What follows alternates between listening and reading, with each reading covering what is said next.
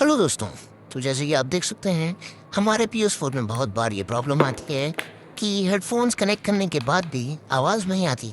तो इसका आज मैं आपको बताने और एक सिंपल ट्रिक। आपको इसके लिए जाना है सेटिंग्स में। सेटिंग्स ओपन करने के बाद आपको जाना है डिवाइसेस में। डिवाइस में जाने के बाद ऑडियो डिवाइसेस, और वहाँ जाने के बाद आउटपुट डिवाइसेस। वहाँ जाते ही आपको एक ऑप्शन दिख जाएगा, headphone connected to controller, and then आपकी वॉइस आ जाएगी। लाइक करें, सब्सक्राइब करें दोस्तों, और कमेंट करें अगर आप कि प्रेसिज में कुछ और प्रॉब्लम है।